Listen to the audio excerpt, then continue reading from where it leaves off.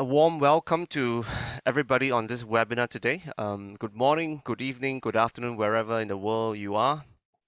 Thank you for joining us on a Saturday afternoon, morning, on our second OBC webinar here in 2022.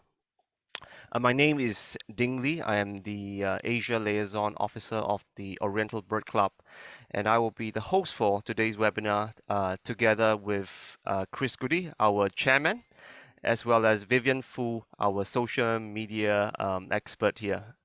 They'll be working closely with me to host today's webinar and taking questions from the floor. Before we start, I'd just like to do a quick little bit of housekeeping, and these are probably the stuff that you have picked up from various webinars that you have attended. First and foremost, I would like to encourage all of us here to keep ourselves muted at all times. You may unmute yourself if you're asking a question closer to the Q&A segment when Nigel's talk concludes. But at the same time, if you have any pressing questions, you are more than welcome to put those questions into the chat box and we'll follow up on them at the Q&A. And I think that's pretty much for housekeeping. Before we proceed into the talk, I think this is a good time for us to quickly introduce the Oriental Bird Club to some of you who are unfamiliar with the work that we do here. And on that note, I will pass the floor to our chairman, Chris, to give you a very quick introduction to the OBC. Over to you, Chris. Thank you very much, Ding Li. Morning, everybody. Thanks so much for joining. There's been a huge amount of interest in Nigel's talk, so we're very excited to all be here. Just a quick word today about OBC. As you probably know, we're both a club, as the name suggests, so just a friendly group of like-minded people who are interested in Asian birds. But increasingly, OBC has become also a conservation organization. We've always done conservation work. Pauline Surikawa is with us today, who's our head of conservation. Paul has been a super busy man with OBC the last couple of years. We've more than doubled our spend on avian conservation within the region. So more than £50,000 a year being spent now. We do need to fund that. You may notice that we ask for donations, and if you're not a member, we ask you to join if you possibly can. The more money we can get, the better. We are a voluntary organization totally. So every dollar, every pound that OBC receives goes directly to support conservation in Asia. If you join, it's fantastically cheap and great value per year. You do, of course, get the wonderful periodicals. I don't know if you can see those. That is Birding Asia and the Journal of Asian Ornithology, what we used to call Forktail.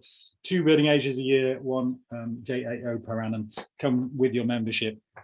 There are digital only versions if you don't want paper. There are paper versions too. There's a bit of both. Just go to orientalbirdclub.org/join and you'll see them. I'm going to put those links into the chat as well. So to join or to donate, just click on chat at the bottom of your screen. And at any point before, during or after, you'll be able to see how to join and to donate. OBC is doing some fantastic work in the region. We want to do more. We need your money. Please do donate and join if you can. I'm going to hand back to Ding Li. Looking forward to Nigel's talk. Thanks, everyone, for joining. Thanks very much, Chris. That was a really good introduction. And I think Chris will rejoin us towards the end of today's webinar to do another pitch for the club about membership. Moving on, and I'm sure this is a talk that many of us here are very much looking forward to. I myself have been waiting for this presentation from Nigel to hear all his wonderful insights on the birds of Asia. Nigel has done so much for Asian ornithology that I thought that to introduce him, I better prepare a little bit of text here because there's quite a few things to go through. He's not a stranger to us working on birds in Asia. And just a bit of information about Nigel's current work. Nigel is currently the Levantis Fellow in Conservation Biology at the same organization that I work in here in BirdLife International. Previously, he has worked as the Director of Science in BirdLife and oversaw lots of exciting conservation initiatives in BirdLife International. Nigel, as many of us will know, is also a major contributor to the Handbook of the Birds of the World. In fact, that was how I first got introduced to Nigel's work when I started buying HBW 20 over years ago.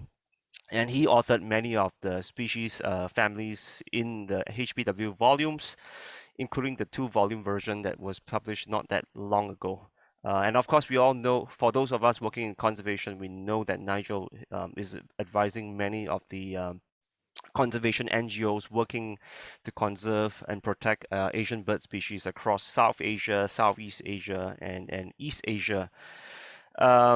His work has obviously driven conservation for so many species around our region, from the bustards in India to so many of these songbirds that are in danger of extinction here in Southeast Asia and southern China. So I think with all his achievements in Asian ornithology, many of us would not be surprised to see that he's one of very lucky few people in the region who's got a species named after him, none other than the Sangye scops owl, which is a endemic owl to the Indonesian islands of Sangye. Perhaps it's better for Nigel to introduce a little bit more about himself when he goes in his presentation, and I shall not hold back any further. I will now proceed to pass the floor to Nigel to share a little bit more about his work and to bring us through today's exciting presentation. The floor is yours, Nigel. Well, thank you very much indeed, Dingley. I'm just trying to share my screen. Oh, am I sharing it? I am. Yep, I see the outlet on your screen. Okay, good. I'm just going to bring it up full screen. Thank you very much indeed for that very kind introduction. It's very sweet of you. I'm not going to say anything more about myself. You've said far too much as it is, Dingley. But I am going to talk to you about these various mysteries, which I call unidentified flying objects, likely. I can't quite see my own screen here. Brendan is trying to get admission. Click off that, and you can see the date on this this talk. We'd all like to be back in September 2018, I'm sure. But this was a talk that I gave in its original form at the Oriental Bird Club AGM in September 2018. So anybody who is attending that meeting, I suggest you get your binoculars out now and go birding and forget about listening to this. But I have changed it a little bit to bring it a little bit up to date. So let's cross out that date and let's put in today's date instead. Now, the kind of unidentified flying objects, or the mysteries and challenges I'm talking about, are really to do with conservation, issues relating to conservation and things we need to know. If you're expecting me to talk about mysteries like how does a maleo measure the temperature of a sand 2 meters under the surface in order to put its egg at the right height in depth in order to be able to hatch out in due course, this is the wrong talk for you, and you can go birding as well. But anyway, so here we go with some unidentified flying objects. The type of UFO, I've kind of done a little taxonomy here, but like most things in taxonomy, the ranks are very porous and they change. So we're going to start with the mystery of mysteries, a close encounter of the bird kind. Sorry about that. Mysteries solved, some taxonomic insights that change our understanding.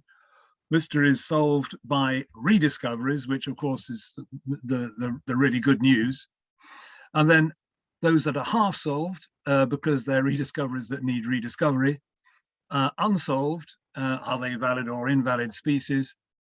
Unsolved because they've been seen, but we haven't got names for them. Unsolved because they're ones that need finding fast in order to be able to do anything with. And unsolved because they're the ones that seem to have got away forever. Hopefully not, but the chances are not great. So let's start with the mystery of mysteries. This you'll probably all be able to guess is the white-eyed river martin, an alien visitor which just sprang into the world, just dropped out of the sky, as it were, and landed in ornithology 1968, only to leave us very soon afterwards. Very few photographs were taken of it. This is a bird was found in November 1968. If there we go. A picture, a different position, and a third picture. Sorry if I'm being a bit hesitant. My screen is, I'm sharing it, but it's very blocked by images at the top and sides. So I can't quite see everything that I'm talking about as I expected I would. Anyway, here we have this extraordinary bird.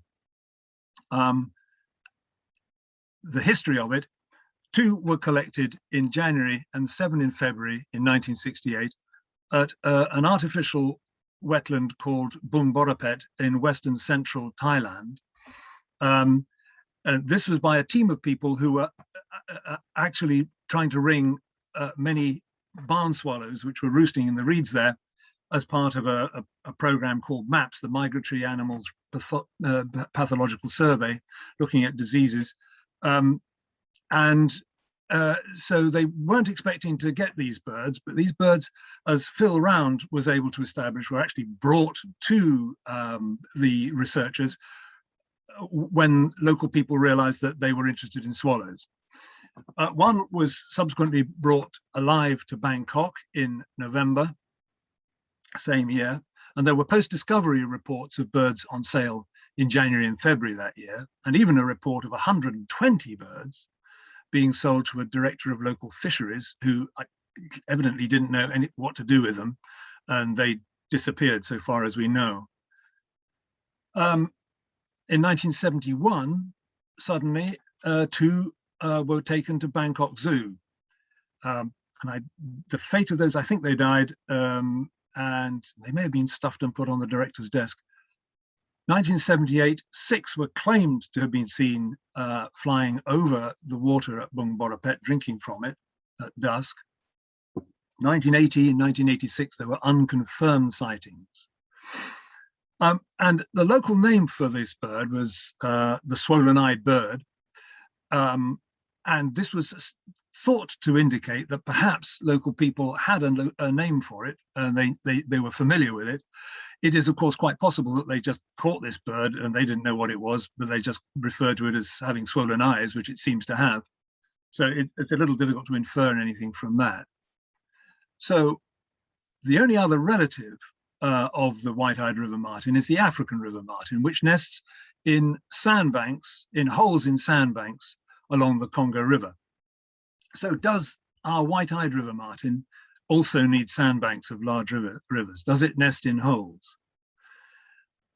Someone looking at the foot morphology thought that it possibly doesn't dig holes, which would be slightly problematic, but nonetheless, captive birds sat on the cage floor. They didn't sit on perches. And those reports of the birds being caught in reeds, which I think appears in some of the publications, has been discredited particularly by Phil's investigations. So it does have unusual eyes, and I think they're swollen rather than larger, but it suggests a possible nocturnal or crepuscular habit. Perhaps, therefore, one explanation why we can't seem to find it is because it uses caves and forages far from rivers. But this large bill and eye suggests a distinctive feeding ecology, to which we'll come in just a second. And 5 out of the 9 birds collected at the beginning of 1968 were immature or even juvenile, which raising the question, were they bred locally? When and where? So one theory is that they actually come from quite far away, up in the higher reaches, the upper reaches of 3 of the longest rivers in Southeast Asia, the Irrawaddy, Salween, and Mekong. I'm sure this is plausible. I kind of think probably it's not very likely, because these rivers are presumably in more subtropical and maybe a little bit more seasonal habitat. And what I'm going to suggest about the feeding of this bird would possibly mean that this was not quite appropriate, unless they are highly migratory. Also, there's a problem of seasonal waters flushing away sand and sandbanks. So I would imagine their breeding habitat might be rather unstable at those upper reaches. But it's a possibility, which is still worth investigating. But this is the kind of thing, rather fast flowing, which perhaps isn't quite good for foraging. And these small sandbanks at corners in the river and they'll quite often, I think, be heavily disturbed by people. So I would imagine it's actually a bird of lower lying rivers, which flow slower. The African river martin, I can't swear to this because these are birds that I think are probably bringing food to nestlings, but nonetheless, food to nestlings isn't going to be very different from the kind of food that the birds themselves eat. And as you can see from these pictures, these African river martins feed on very large insects indeed, and they have very large gapes. So it kind of implies an adaptation for taking large invertebrates, particularly obviously flying insects. And when you look at the compare as best you can the bills of the two species, what Kitty Thonglongya, who described this, the white-eyed river martin, said was that the white-eye has bill more than half as wide again at the gape and half as long again, so 50% wider and longer, and yet flatter. So that it certainly implies that there's something rather different about this bird from the African river martin, and perhaps it actually eats larger insects even than the African one. This is where the bird was found. That's marking Bung Borapet. One river that could hold the species would be the Mekong. It forms the border, the eastern border of Thailand for large stretches. That has been moderately well explored, but of course there was the Mekong wagtail, which was discovered relatively recently. So it's not impossible that there are stretches of the Mekong which are still not properly looked at, and perhaps they are going to be important for sandbanks, although the damming of the Mekong further upstream now may alter all that. Another possibility is the river that forms the western border of Thailand. If you look at, this is a much smaller river. If just as a matter of interest, we look at this little kink, if you can see it, in the river, and look at it on Google Earth, you find that there are stretches of it here, that's about 2 kilometers in length, and here about 5 kilometers in length, which are basically, they're nearly all sandbank. And the flow of the river seems to be very slight. I mean, that may be, of course, because it's seasonal and it may be different at another time, but still it's an encouragement that there may be tracts of sandbank that we don't know about and that which would bear investigation. And moreover, on this particular grab, there's no sign of people, which, unlike the Mekong, which is, of course, very heavily populated along its edges, if there's very few people here, the disturbance levels of colonies of nesting birds, river nesting birds, might be quite small. So there's a little bit of encouragement there. These are the nests of the African river martin, showing the very bizarre behavior of this animal. So is it time for a white-eyed river martin team? I would like to see a comprehensive catalogue of sandbank stretches on lower elevations in Myanmar, in Thailand, Vietnam, and Southwest China, using satellite imagery. I think this would be a one way to go. And then a gathering of the evidence on the various ways in which there's human influence near those sandbanks, to see if we can find good stretches of a river which have got little human disturbance. Also, doing some stable isotope analysis would be really helpful. Who knows what that might yield? We've got two specimens in America, we've got one in Tring, and we've got several in Bangkok. So there's the possibility of doing this work, which could reveal some secrets. And then I think some surveys of the most promising areas that result from this kind of analysis, and at the same time, interviews with local people to see if in the past, they've seen the bird in the area, even if not now. That would be a way of trying to lay to rest the question of whether the white-eyed river martin is still with us or not. And I think it would be a really exciting and interesting thing to do. And just to remind you, The African river martin is endemic to just one river. So all we have to do is find one river for the white-eyed river martin, and we've got it. So that's a kind of encouragement. And don't forget, there are all sorts of things that are still coming out of Asia, which are so exciting, like the bald-headed bulbul and the spectacled flower pecker. So we have still surprises to come. So, maybe we'll be very surprised, and that white-eyed river martin may still be there. But from the conservation point of view, in all the messages I have today, where birders can do something, we really need to do something as soon as possible, because with every year that passes, the chances of being able to do things for these birds diminishes. So some mysteries solved, some taxonomic discredits. This is just a little bit of backsheesh for this. Just a couple. This is the imperial pheasant. And we spent a lot of time at BirdLife looking for this animal. It's the one in the middle, the pair in the middle. And it took Pam Rasmussen doing some morphological analysis to come up with a very strong, clear explanation that the imperial pheasant was a hybrid. And then Alan Enache, who was Jean Delacour's kind of successor, looking after his collection in France. Something's happened. Someone's put some blue scratches through the screen. I don't know how that's happened. But anyway, we find that when you crossbreed a silver pheasant at the top with an Edwards pheasant at the bottom, you get an imperial pheasant. And then some Italian geneticists did the work that really clinched it, as genetic work so often can, to show that the imperial pheasant didn't exist, and it was one that conservationists didn't have to worry about anymore.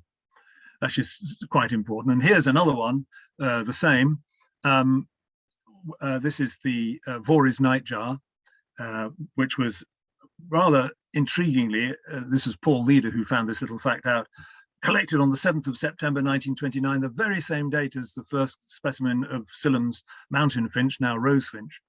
Rather remarkable coincidence. But this bird haunted people for many a year. Is it a separate species or is it not? And eventually, using genetic analysis, this team of people were able to put the matter to rest. And here you can see that Central Azicus nestles nicely between two specimens of European nightjar. So that's what it is. And that's another one that's being crossed off our conservation to-do list. Rediscoveries of the best kind. Again, these are things to celebrate. And here's just a list of the things that was supposed to cascade, but hasn't on this system. But as you can see, the ones in orange are the Asian birds. 25 out of 62, 40% of the birds have been rediscovered in Asia, which is great news for Asia and testimony to increasing ornithological activity, I think, in the region. So good stuff. So I just thought it would be good fun to have a look at just a few of these and take them in chronological order of the last time they were seen before they were rediscovered. So this, of course, is one of the great triumphs of very recent years, the black-browed babbler, which really was a big puzzle. First and last seen one specimen in around 1848 until the 5th of October 2020, when it was rediscovered by an Indonesian team in southeast Kalimantan. Just fantastic news. And interestingly, a limestone karst specialist, so possibly not very threatened. And yet for a century and a half, we were thinking, gosh, is this bird extinct or not?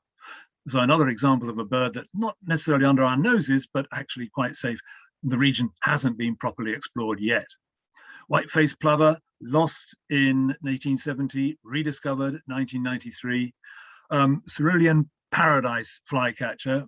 The word paradise now has to be adjusted. First and last seen, but just one specimen in 1873, then rediscovered in 1998.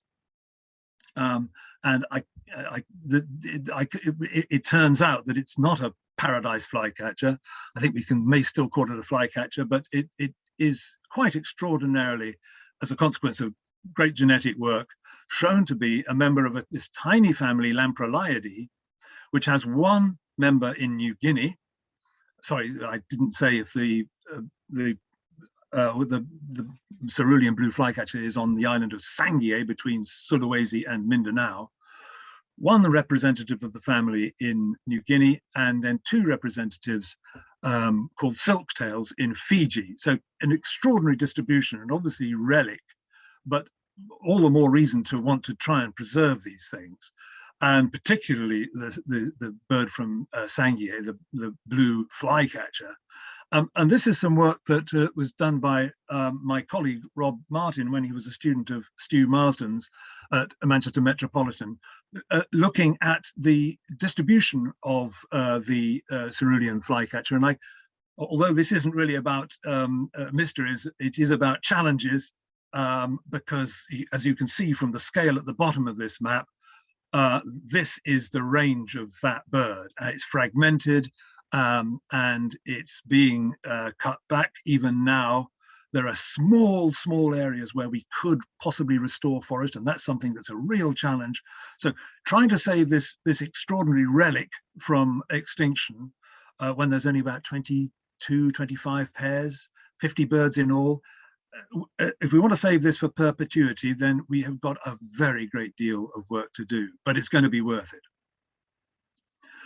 The forest owlet, lost in 1884. We thought it was lost in 1914, but that turned out to be a stolen Meinertzagen, fraudulently relabeled specimen, thanks to the work done by Pam Rasmussen demonstrating that. And then she also went back into the field to look for the bird and rediscovered it. So there's a huge credit to her for that work. And actually now it's not uncommon. It's still a threatened species, but it's doing better than we could have dared hope for 20 years ago. The sooty babbler, rediscovered in 1994 after being lost in 1920. The silvery wood pigeon, lost in 1931, rediscovered in 2008, and now really good work being done on the Barisan or West Sumatran Islands, showing that there are populations of this bird. It's not quite as bad as it should be, but there are still problems with it. It's now being put into trade, for example. So this is a bird that we have to see conservation action for very soon. Gurney's pitter, lost in 1936, and thanks to Phil Round, rediscovered in 1986, and an incredible icon for the Oriental Bird Club. There's a great paper with Ding Li looking at what we can learn from rediscoveries. It's not just about rediscovered birds, but about rediscovered species in general. But there is a rather poignant comment in it, which actually needs a little bit of modification now. And here it is at the bottom. Once found, conservation actions may bolster the long-term survival of these rediscovered species. For example, as was done with the Cebu flowerpecker, post-rediscovery in 1996, and Gurney's pitter in 1986. Well, I'm very sad to say that, as I think you will probably all be aware, the conservation effort, noble as it was, and much of it led by the Oriental Bird Club, to try and save the bird in Thailand, failed. And the work that's been done for the Cebu flowerpecker appears not to have been successful either, in as much as I understand it, no one has seen the bird since 2005. Now, we need to know more about what the true situation is and get some up-to-date information about it. But it's not looking particularly good for the flowerpecker. And the pitter, well, there was a time when conservationists got a bit of stick for focusing on Thailand when there was a population realized to be in Myanmar. But now I think the evidence that the population in Myanmar is under such immense pressure just goes to show how important it is to try and keep eggs in as many baskets as possible. Because if we'd been successful in Thailand, the situation for the species might be rather different than it is. Rediscoveries that need rediscovery. Here's the Luzon rail. lost in 1958, rediscovered in 2009. But where does it live? We still need to know what to do. So we need, conservationists need more help, and we need the help of the bird watching community to find it. This rediscovery was done by good old Des Allen, who was able to inspect and ring 10 birds in just 6 nights when he was at Dalton Pass in this migratory bottleneck in the mountains of central northern Luzon. An extremely important place, which actually ought to be the focus of more ornithological research. And from that, Des made this rather clever suggestion, which was that this bird might well be, he found it had mud on its bill, so what was that about? It's obviously sticking its bill deep into some kind of substrate. But there are rodents in northern Luzon which specialize on earthworms. And so he thinks that the brown-banded rail might also be an earthworm specialist, which I think is a very interesting and plausible idea. And that perhaps that makes it nocturnal, which would make it all the more difficult to be. But I suppose a lot of rails are nocturnal anyway. But certainly, if it's in areas where there are earthworm-eating rodents, I think we should go and look at those areas and look to see if there are any Luzon rails there as well. And I can't, I think the sooner we do that, the better, because otherwise that habitat could easily be swept away by human development. And the same thing applies to the button quail, lost in 1986, again rediscovered by Des. But again, where does it live? And the story here of this rediscovery just does bear repetition. It's such fun. So Des was, I think, connection with his work in Dalton Pass, a filmmaker in the Philippines decided to go and make a film about the bird catching that goes on in Dalton Pass. And went up there with the film crew and filmed something for local television, and then also took some photographs and of birds in the hand. And he had a photograph, this photograph. And as Des writes here, one of these photographs was included in the credits section at the end of the program, but for some reason only for 0.2 seconds. Consequently, when it was broadcast, it passed by unnoticed. I happened to be staying with Howie, the filmmaker, shortly after the broadcast, and he gave me a DVD of the program to watch. I noticed the brief shot of the button quail, but unlike television viewers, I had the luxury of being able to go back to the photograph, freeze it, and study it more. The plain colouring and very deep bill made it stand out as a bird I have looked for in vain in the field for years, Worcester's or Luzon button quail. What a remarkable way to rediscover a species that is. And great applause for it. But we obviously need to, maybe we need to just watch more television, I don't know, but certainly thinking about this bird with this very large bill, what does that imply for its ecology? Is it also a grassland bird eating particularly large seeds? Is it also in the same area where the Luzon rail is? I wouldn't be surprised. So, a search for the rail might yield a result for the button quail. Important to get these birding people out there looking. Bit harder to say that about Jerdon's courser. This lovely animal, lost in 1900, rediscovered in 1986, but lost again in 2009. And the work that's been ongoing on it seems not to be able to demonstrate any more in existence.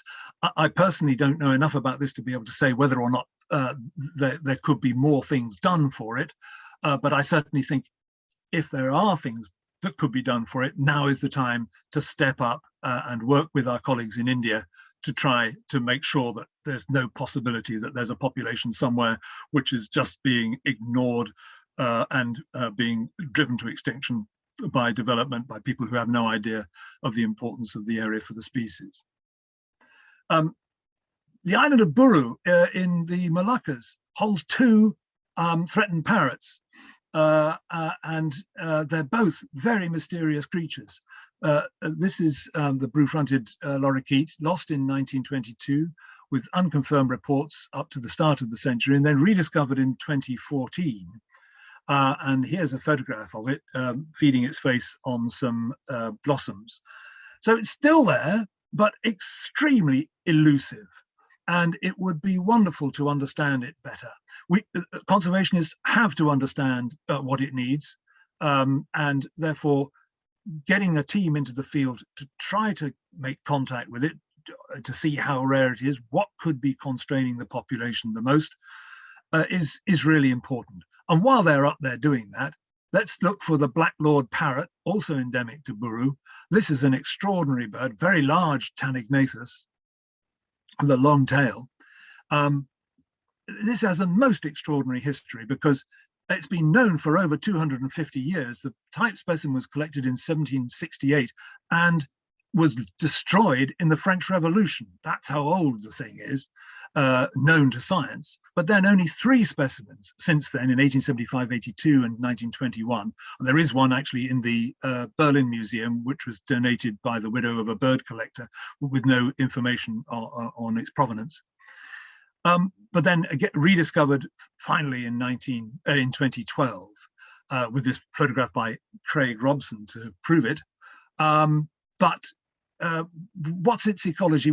We know that it's got a nocturnal habit, but we still really need to understand its ecology better so that we can then make sure that the habitat it needs is properly preserved. And at the moment we're in the dark and it's being completely neglected. So this is a project. I think we've got Stu Marsden in the audience, and I think an application to some parrot charities would be a good idea to get a team into the field. And there's an awful lot of other interesting birds on Buru that need investigation and documentation. Valid or invalid species? Well, one such case is this creature, thought to be a hybrid shelduck by Slater at the Zoological Society of London. But the Count Kuroda in Japan received a couple of specimens and looked in the literature and decided that it was a valid species, the crested shelduck. Here are some pictures, one of them on the top going back to 1700 and the ones below to 1850, so that we think the male and female look like this. As a German chap who was very obsessed by this and did some great research into all the history of it, Eugenius Novak, and he wrote this account demonstrating in his view that this is a valid species. Of course, there's still the opportunity with the specimens that Kuroda had to do some genetic analysis to just make sure of that. That would be really interesting to do. What Novak speculated was that this was a bird that nested in montane woodland, and that the range would be in the far east of Russia, and perhaps also in North Korea and in northeast China. And here's his map, where he posits the range. The known records of the species that we have in threatened birds of Asia are here in southernmost Russia, in Hokkaido, the eastern side and the western side of the Korean Peninsula.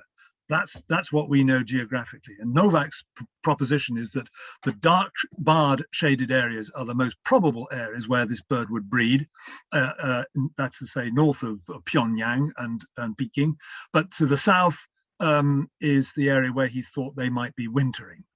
So it's an interesting idea, but obviously with encounters now non-existent, we can't hold out much hope for this animal. But it would be good, I think, if we could, to get some DNA from the specimens in Japan in order to be able to do an analysis.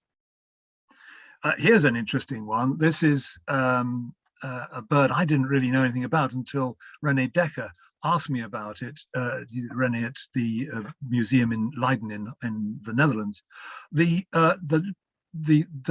giant trogon of Java, it says there. This was the only notice of it comes from Le Vaillant, who published this account of it and this picture in 1807, and it's based on 3 specimens in 3 different institutions in the Netherlands, but they're all now lost, so we don't know, what these things were. But Vieillot, in 10 years after Le Vaillant, gave it a scientific name, Trogon gigas. So whether it's a lost species, what it is not clear. It looks like a trogon, and in many respects in that picture. But you know, it's such an odd situation. And here's Gould actually figured it in his monograph, and he, as you can see, thought that it might be Indian. But we don't know what the basis of Gould's speculation was. The speculation that it might be from Java is far more probable, given the fact that the specimens were in a Dutch museum. It's just, I think, not inconceivable. There's a very long shot that this might have been based on a relative look-alike. This is the eastern plantain eater from a Turco from East Africa. I don't think it's very likely at all, but nonetheless, the resemblance is there. It's not a particularly good resemblance, but perhaps Le Vaillant ate some substance and actually decided that he could turn an eastern plantain eater into something that looked like a trogon. I've no idea. But otherwise, what is the giant trogon? Well, you can ask these people because they've got the T-shirt. If you go online and look for giant trogon, you get T-shirts, and you can buy them for £18.97, or you can get laptop covers, and that'll cost you £26. So the giant trogon lives on in some form or other. One bird that may or may not live on is the blue wattle bulbul, which I wrote about a few years ago in Birding Asia, and I did some measurements of the specimens. The most plausible explanation of the blue wattle bulbul, which is known from one specimen in Borneo, one specimen in Sumatra, look very much alike. But if there's only one specimen of each and they came from no particularly specialized habitat, the chances of them being a hybrid must be extremely high. But here's the, there's the picture of the bird, which came with the original description. Here are the measurements of the birds. And as you can see, the two most likely proposed parents are the black-headed bulbul, which is about the same size and coloration as the blue-wattled, and the grey-bellied bulbul, which is smaller and rather distinct in coloration. But nonetheless, these are the likeliest parents. But unlike in Pam's case with the imperial pheasant, where the imperial pheasant was morphologically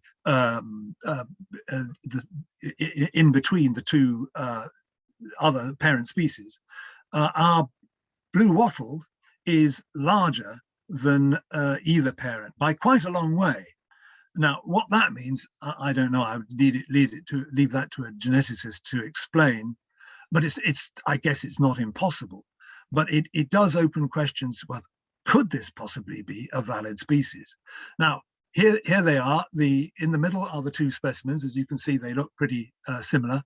And the one on the right is the black-headed bulbul, and that looks similar, but it's got those yellow undertail.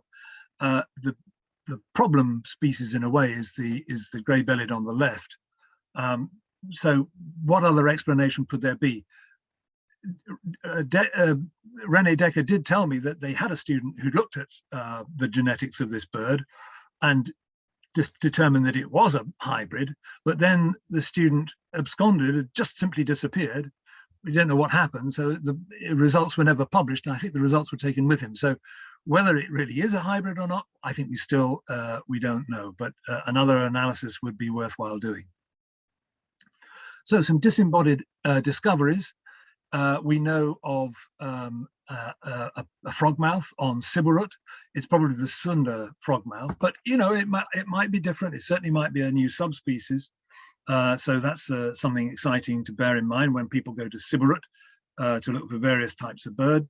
And then something that came up in a study that led by Frank Reint, looking in Sulawesi, and the eastern, particularly in the eastern arm of Sulawesi, which is ornithologically very poorly studied, this scaly-breasted kingfisher, or scaly kingfisher. And what Frank saw was one bird. The observed individual differs from all other scaly-breasted kingfishers in its entirely orange and unbarred underparts, and also with largely red beak. So he speculates it may well be the most distinct member of the scaly-breasted kingfisher complex. And his use of the word complex suggests to me that he might be thinking that this isn't just a subspecies, but it will turn out to be a species. And if it does, it will have the name, I think, Tumpu kingfisher, according to the new Eton Field Guide. And in Timor, we have the prospect of 3 potential new species, which is rather exciting, and will really put Timor back on the birding map. There's a nightjar, which sings, it's very similar to large-tailed nightjar, but has a song which is much more rapid. So here you can see large-tailed nightjar at the top, similar notes, but in very different delivery to the Timor nightjar. And in between Timor and the large-tailed distribution is the relatively newly described Mace's nightjar, which is a bird that you cannot tell the difference morphologically from large-tail, but which has a really quite distinctive song. And that's on Sumber and Flores, so sort of isolating Timor nightjar from large-tailed. So Timor nightjar, from what I understand from the Eton Guide, subject to taxonomic description, which suggests there's something coming very soon, and may it come soon. Oh, and there's the picture, and it shows that this bird is on Wetar and also on Roti as well. Then there's the Mount Mutis parrotfinch. This little photograph, I think, taken by James Eaton. Forgive me if I'm wrong, to the photographer who took it instead. It's easier to see in the Eton Field Guide the parrotfinch, and it's really quite distinctive. So that's a bird that will need description, as long as we don't have to. It would be better, to get an idea of the population size before we go for getting a specimen, I suspect. Let's hope it's not too rare. But as you see, if you're a birder who likes to clean up on one trip to one island, you're going to have a slight problem, because for this one you'll have to go to West Timor if you look at the map. Whereas if you want to go to see this thing, which is Colin Trainor's pygmy blue flycatcher, which he found, you'll see that this is on East Timor. And I don't know that it's been found in West yet, perhaps it has. But this is a very, very odd creature. It looks just like the pygmy flycatcher from the Sundaic region, but yet it is really a long way in physical distance, but also biogeographically from the Sundas. So what this new bird is really for anyone to guess. Mysteries unsolved, ones that need finding fast. Well, perhaps one of the biggest torments is the Himalayan quail, last seen for certain in 1876. And the question I ask is it a victim of habitat destruction, or is it a victim of lack of interest? There's 2 locations where it was recorded in the 19th century, Mussoorie and Dehradun, that they've both experienced a great deal of habitat destruction and modification in the hills around. But nonetheless, there's the spaces between and the spaces elsewhere. What is this bird? Do we need another investigation of this creature to try to see if, in fact, it's hanging around? I think the best thing to do is to use dogs in order to try and flush birds out. But this is a bird I would dearly like to see pursued again. And this too, the Negros fruit dove, collected nearly 70 years ago, a tiny fruit dove on the island of Negros, just known from one specimen. Another one was probably shot at the time, but could not be found after it fell to the ground. So probably a denizen, perhaps a rare denizen, or just a very, very cryptic one of lower lying forests on Negros, all of which have been cleared now. So the only hope is to the lowest reaches of the remaining forest for someone to go there and really look for it. Frank Lambert has done that. I wish other people would go and look, because it's quite possible it is still there. And it will be a bit of a torment, because it's the size of a leaf and it's the color of a leaf. So it would be very hard to find, but still it might be there. come on, birders from Philippines, get out and have a look.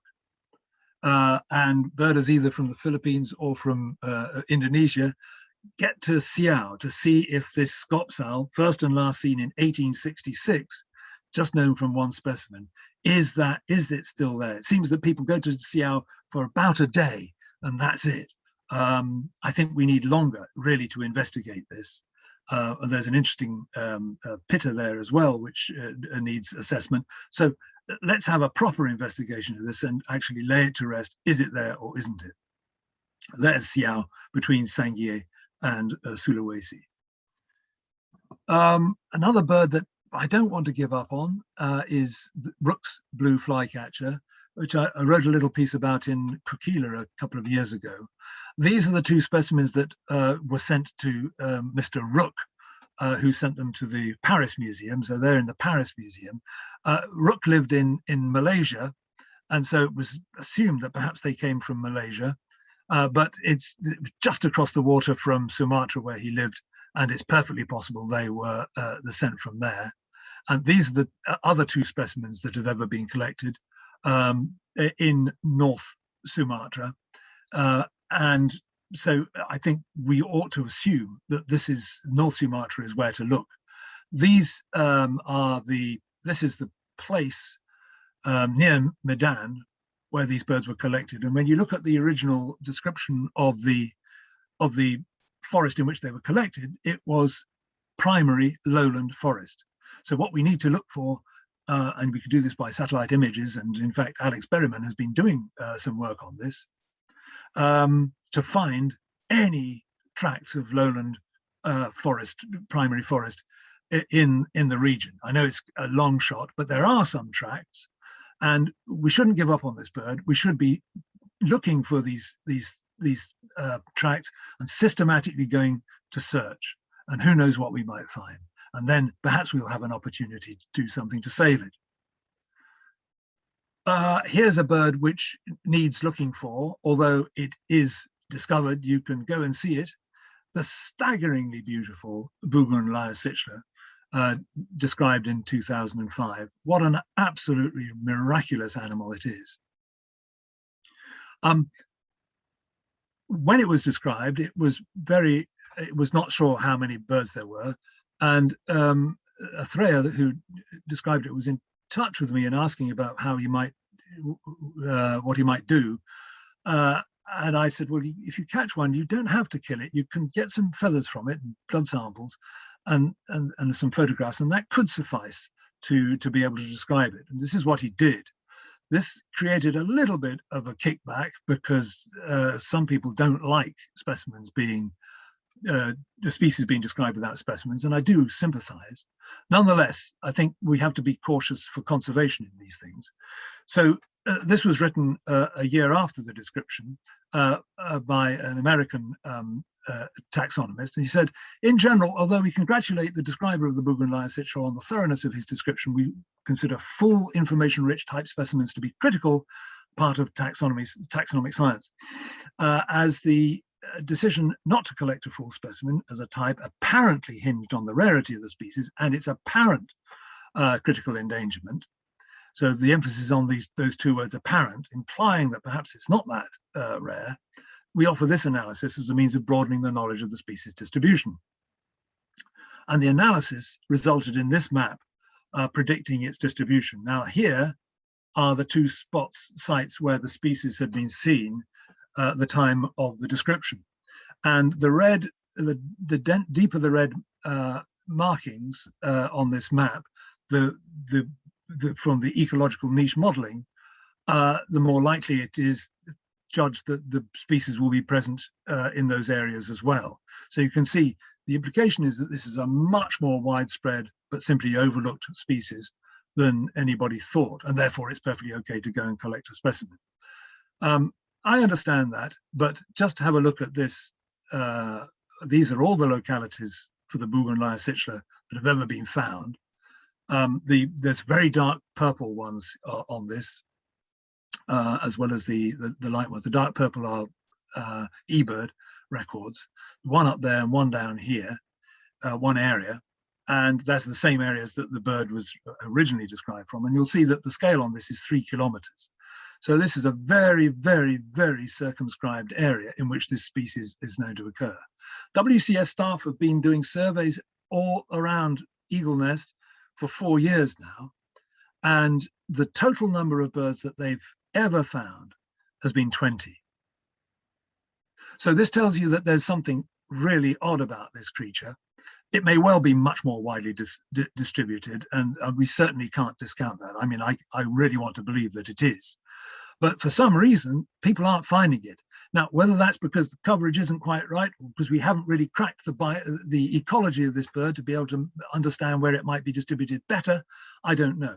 But this is a bird that definitely needs some work. We can't just go on saying, oh, I'm going to go to Eagle Nest to see the Bougainvillea citron coming away. We need to learn much more about it and be more exploratory, go to different places to try and find other populations of it. The ones that got away forever, well, the most obvious one is the pink-headed duck. It would be lovely to think the pink-headed duck is still with us. It's a really wonderful animal. And of course, it was with us right through into the 1930s in captivity in Ezra's aviaries in Britain. These nice photographs showing the gaggle of them, but they never bred. Here they are, as a lady looking out at them. There they are, scattered through this little collection of birds. But they never bred, and they all died out. And now we simply don't know where to find it. There have been some valiant efforts to try and go and look by a Brit and by an American going in search of these birds.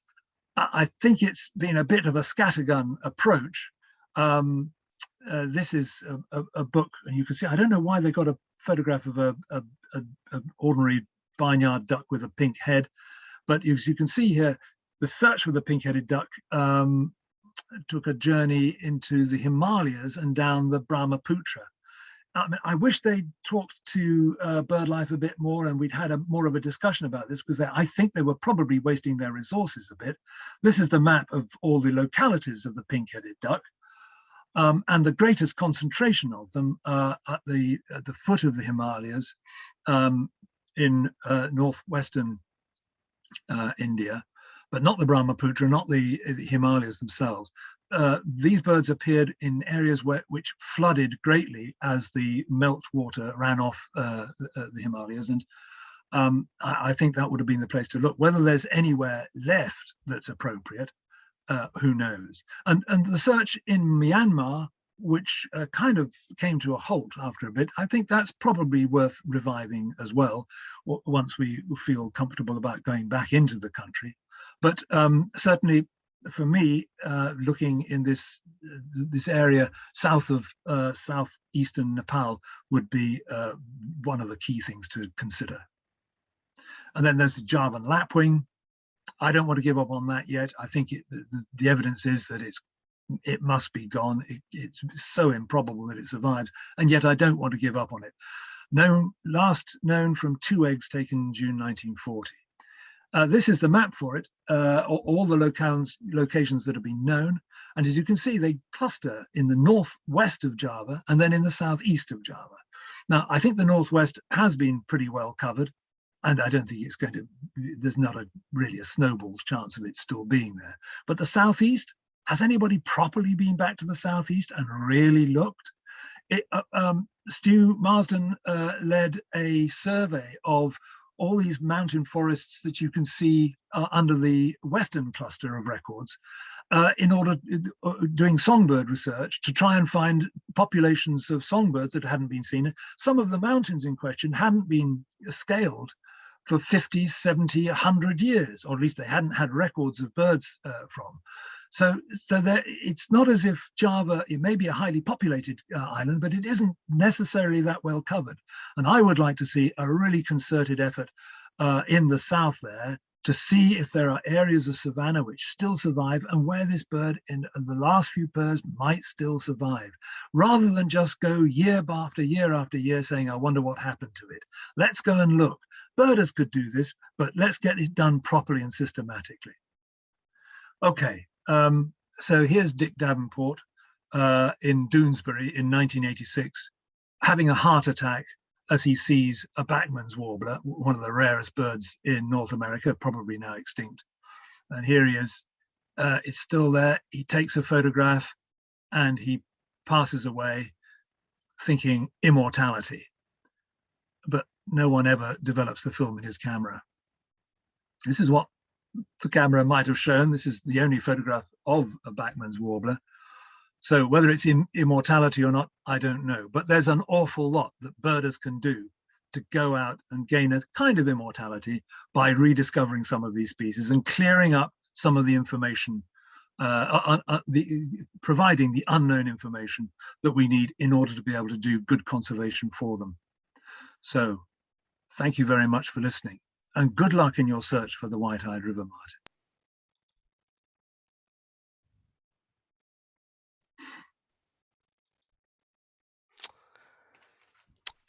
Thank you very much, Nigel.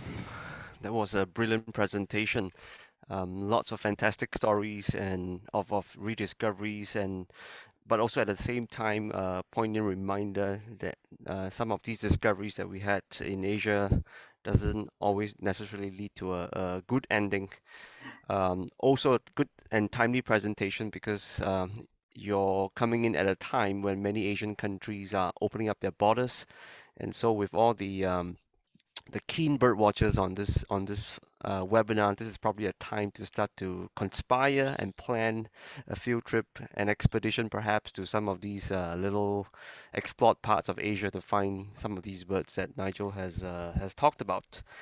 I think there must be many questions from the audience. With all these fascinating stories, I'm sure many of us want to probe a little bit more about these birds, and we do have quite a bit of time for Q&A. So I would like to encourage the audience, of which we still have about close to 100 of us here, to post your questions on the chat box. Vivian and I will pick those questions and read it out, and then Nigel will have a stab at those questions. Yeah. So yep, please put your questions on the chat box. Quite a few comments coming in. I see there's one comment coming from Tage. Excellent presentation, Nigel. That's Ellen. William Roger. Aha! I think we've got a really good question here. I think Vivian would probably not mind me raising this question because I would like to learn more about this bird as well. The streak reed warbler of Northeast Asia, that mysterious migrant to the freshwater marshes of Luzon. Terry Townsend has raised a question on the streak reed warbler, and I'd like to hear, Nigel, your thoughts about this mysterious warbler. Would you like to give it a go? Well, we've got in the audience, I think we've got Phil Round and Des Allen, who know far more about it. And I just saw that Des gave me a little stab there saying you didn't mention the streak reed warbler. Sorry, everybody. But I mean, it would be far more interesting. I've got nothing to say except bland hopes. But if Phil and Des would actually like to say something about it, I'd be really interested to hear. That sounds like a good suggestion. Des, would you like to say a couple of words about the status of the streak reed warbler? Well, I think Terry actually knows more about the present situation. Phil and I went looking for it in 2010, which is the same trip that led to the finding of the brown-banded rail, but no sign of it. There's lots of bird photographers now out on Candaba Marsh, and nobody's getting a photo of it. There are no sightings anywhere in the Philippines since the last 15 years or more, I think, isn't it? But there have been one or two sightings in China. Terry, would you like to? Terry, would you like to say a few words about the warbler? Yeah, I mean, I don't know much either, to be honest. I think nobody does. I think that's one of the main problems. Because I think nobody's yet recorded its song, and nobody's found the breeding grounds. And the only regular wintering site of Candaba Marshes I as Des mentioned. I think the habitat there is much degraded from what it used to be, I understand, and there haven't been sightings there for a long time. So, I mean, I find it hard to believe that was the only ever wintering site for this species. So potentially there are other wintering sites that haven't been discovered. And of course, it is a very late migrant in China. So it does migrate through eastern China, or historically at least, and certainly in the 1930s, I think it was described as abundant by Touche, who wrote about it at the time.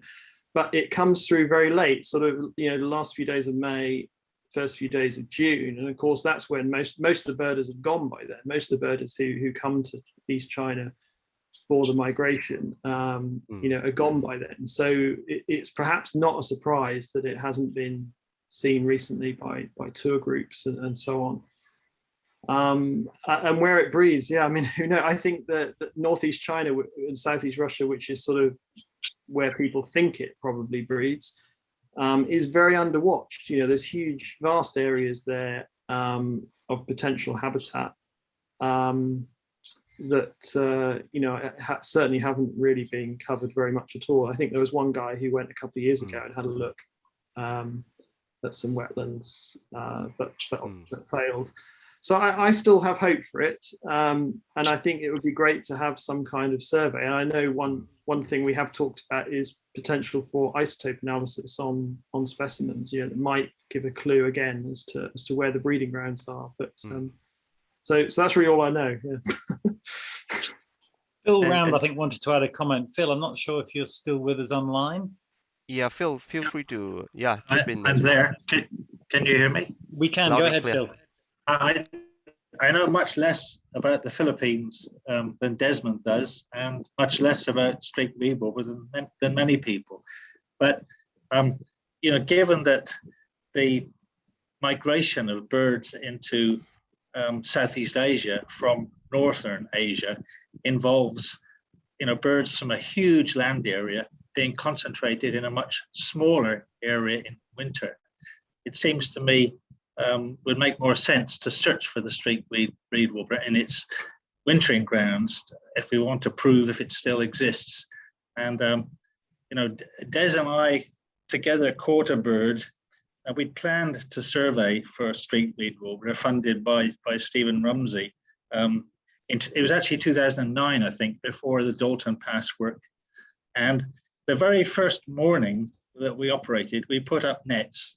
And I put up a net across a water-filled ditch with some, I don't know, just some generic aquatic growth that was just basically floating herbage, really, in an open area. And we caught an extremely worn, slightly waterlogged streaked reed warbler on the very first morning. And the bird was so incredibly worn in old plumage, it was actually quite difficult to identify it at the time. It took a few minutes to sink in that it really was a streaked reed warbler, and it flew off strongly after we'd ringed it. And having caught one on the first morning, we were extremely hopeful we'd catch many more.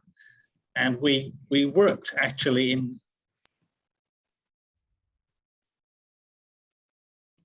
I think we lost Phil there. Let's give it a couple of seconds to see if the Wi-Fi would. Quality wetland habitat, and I sort of wonder whether it's analogous to the aquatic warbler, where it was overlooked in West Africa in its winter quarters for a long, long time because people were looking in the better quality, more reedy habitats, as I understand, whereas in fact it was in more open, sedgy areas. And there's a potential to do a huge amount of netting and banding in the Philippines to search for streaked reed warbler, and this would be the obvious thing to do. I mean, places like Bislig Airfield even have been suggested to me. Places that have grassy, slightly watery vegetation around. I think it would make sense anyway. I think to concentrate on the Philippines and do more searches with mist nets carefully to look for the bird. This seems to me to be the obvious way forward. And I speak as someone who's also together with Paul Leader and Jeff Carey and others gone to Muravyovka Park, which has now been intensively worked by Wieland Heim, but this was about 10 years or more ago we went there, and shortly after there'd been a sighting of a singing street beaver over there by, I think, a Belgian bird watcher, but of course we didn't find any, as you know. So yeah, I would bank on doing more in the Philippines and searching for it in winter quarters, at least to prove its existence. And as for doing isotope analysis, since it molts in the Philippines in winter quarters where we already know it occurs, it grows its feathers there. It doesn't make much sense to do isotope analysis unless you can identify known juvenile specimens that have grown their feathers, in the breeding areas, in order to identify breeding areas. That's the only way you'd get at them. So, thanks. Yeah. Thanks, Phil. Thanks, Des, and thanks, Terry, for the insight on the street reed warbler. I think all that information could probably be written into a paper there. And also, maybe the moral of the story is for bird watchers visiting the Philippines to pay more attention to swampy areas. I think a lot of bird watchers going to the country, they tend to go straight into the mountains or whatever little forest patches that remain. Yeah, thanks for that really insightful bunch of comments on the street reed warbler. Maybe we should move a little bit further south to Indonesia, because I know that there's a couple of questions and comments coming with respect to Indonesian species. I see a question here coming from Movin, who is a student of Frank Ryan's lab. And Movin has asked a question about the Javan oriole. Would like to hear what Nigel thinks of the Javan oriole and why it seems so much more elusive compared to the other species in this complex of orioles. Do you have any insights and thoughts on the Javan oriole, Nigel? You know me, I don't have any insights, but I do have a tiny bit of information. If you look further in the chat, you'll see that Stu Marsden has actually answered this, and the question about the Javan green magpie, why the green magpie wasn't in the talk. The oriole has been seen now. I mentioned that mountain survey that Stu has been leading on, and it has been found, I think it's something like 7 mountains. So it's not as elusive as or as rare as we thought. I can't explain why it would be kind of less abundant and less frequently encountered than orioles elsewhere, but certainly it is still doing okay. The Javan green magpie is very different. Our surveys have not been successful in finding it. The one thing I can say about that, I mean, perhaps I should have included it, but there is a significant population in captivity, being bred in captivity at the moment. And once more, Stu is leading on a project with Chester Zoo to investigate potential areas where these captive bred birds might in the future be released, and where we might search for it. So all is not yet lost for the Javan green magpie, thank goodness. Thanks for that, Nigel. The Javan.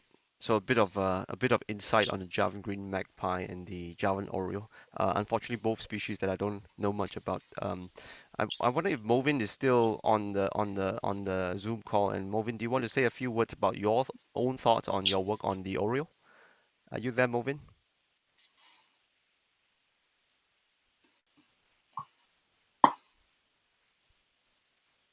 Okay, maybe he's not on the call anymore.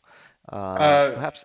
Oh yeah, Movin. I'm here. Yeah. So no, just thank you so much. So basically, I will be working more on Philippine birds, I guess, than the oriole itself. So nothing in particular that I'm working on for the oriole, at least the Cruentus complex. But I guess we have looked at, and there might be something interesting going on with the dark-throated oriole, and that might be something that might be published soon now. Yeah. Thanks. Keep us updated of the findings. Yeah, sure. The Sabaan forms seem quite distinctive, basically. Yeah, and on that note, and now that you're here, Movin, I just wanted to draw attention of the floor to a paper that you wrote in Birding Asia last year, if I recall, we on some of these threatened species in Southeast Asia that are worth more attention from bird watchers visiting the region. Yeah, so that's something to look out for, and has a bit of overlap with some of the points that Nigel had brought up. Yeah. I see there's another question that just came in from James Lambert, and this seems more like a general question about the knowledge that are, kept by all these bird watchers traveling the region and all the stuff that has been hidden in their notebooks. So this is what James have asked, and I think this could be a question for Nigel, for Chris, and a few others as well. James is asking, there are lots of old-timey bird watchers who spend their lives recording birds, books of field notes, tons of photos and slides. But when they pass on, their collected data gets thrown into the trash, and they themselves are not super computer savvy and don't have time to digitize this information. Are there plans for getting hold of these and setting up a repository of some sort and employing people to put those records into eBird? Nigel, if you have any insights or information on this. I don't know how James manages to read my mind. I mean, has he been hacking my computer? Because seriously, just last week I wrote to a couple of friends and colleagues to say, what's going to happen, because it's true. There's an issue here for me, where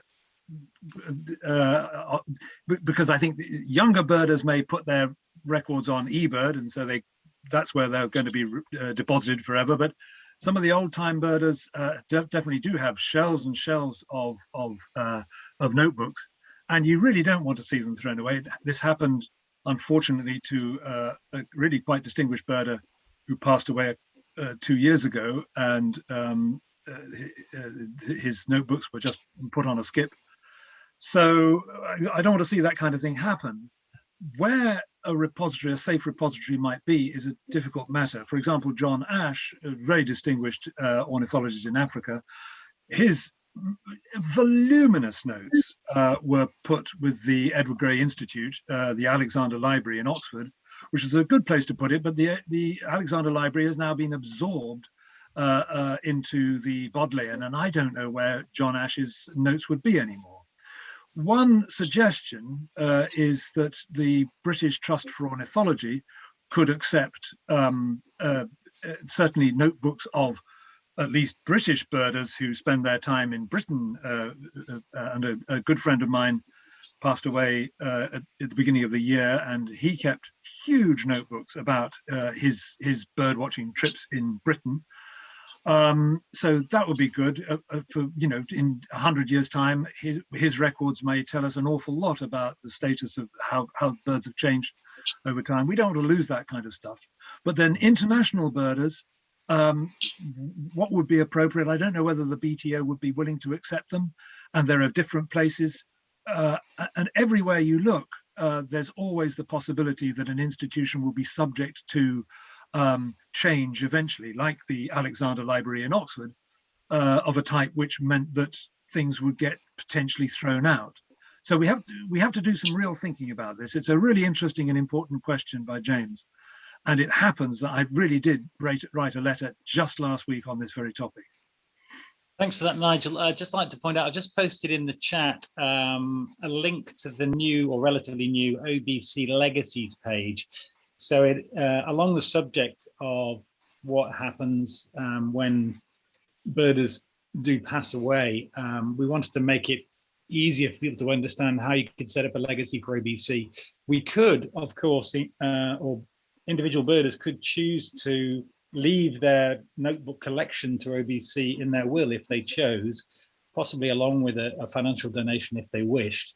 And OBC could then figure out a way to at least get that content digitized. We'd probably need to work with a partner organization to do that, because OBC is 100% volunteer based and we're all a bit stressed keeping things on the even keel as it is. But maybe we could work with BirdLife or BTO for UK people or whatever.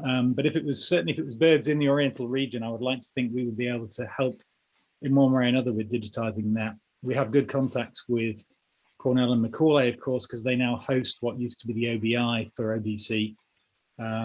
and so that's all online, and they are also, of course, the owners of eBird. So that would be doable.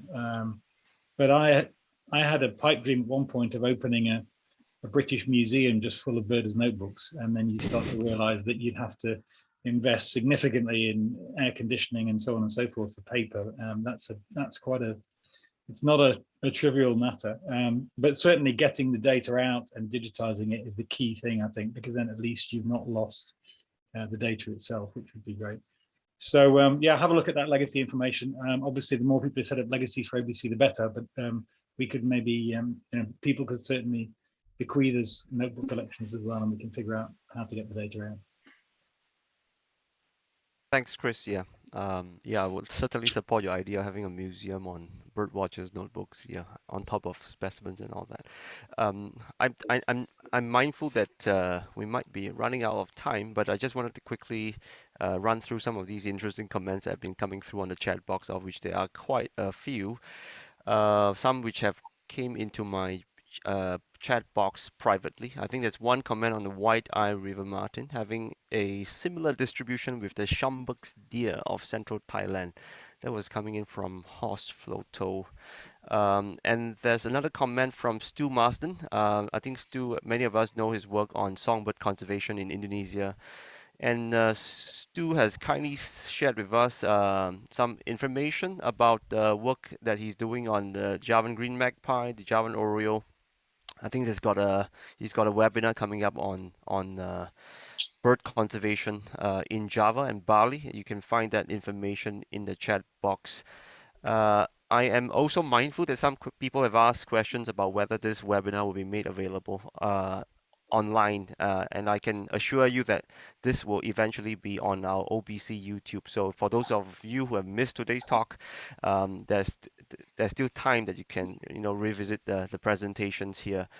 I think there's one final question that has came in from I think that's from Lonnie Bregman. And this is what was asked. This talk has reinforced my inspiration as a regular birder to participate in one of these search species. Where can I start? So that's a question probably for Nigel. Maybe you can enlighten some of those of us who want to launch our little mini expedition. How can we go about doing so? And if you think there are others already doing it, how can we help them with that kind of work? Yeah. Over to you, Nigel.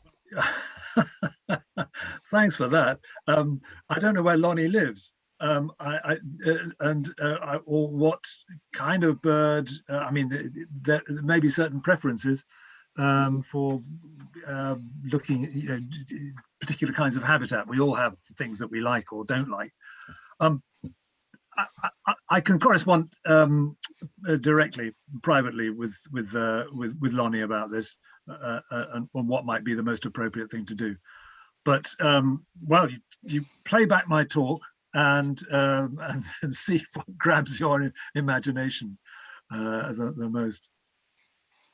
Thanks, Nigel. Yep. And I just want to read out one final comment that just came in from Chris Bowden. Chris, who works on vulture conservation in India. I think he's made a comment on India eBird. There has been concerted effort for getting Indian records uploaded into eBird.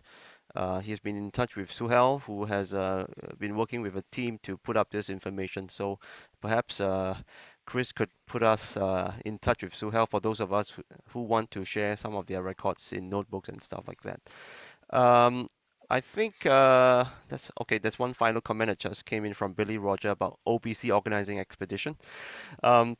Possible? Maybe Chris want to say something about this, or yeah, Chris let's or Nigel? do an OBC. Yeah. You probably know we've run OBC sponsored tours in the past, so we'll do an OBC sponsored tour along the rivers that Nigel indicated with the unpopulated sandbanks. Well, unpopulated by people, but clearly populated by white-eyed river martins. So we'll have an OBC sponsored tour and guarantee sightings of the white-eyed river martin as long as people stump up enough cash to come along and can paddle a boat. But that would be great, I think. I'd be up for that.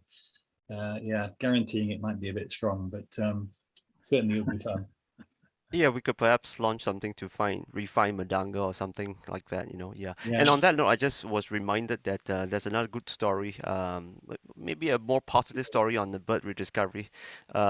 This large bill reed warbler, which was found several years ago by Phil Round, I think, from Thailand. I think the bird was eventually rediscovered to the southern part of Tajikistan, and turns out that they're not that rare after all. So maybe once in a while we do get a positive story like that. Yeah, and Bangladesh, as Sayam's just mentioned in the chat. Yeah, I think we are almost done for today's talk. And on that note, I just wanted to take this opportunity to thank Nigel for giving us such a fantastic talk.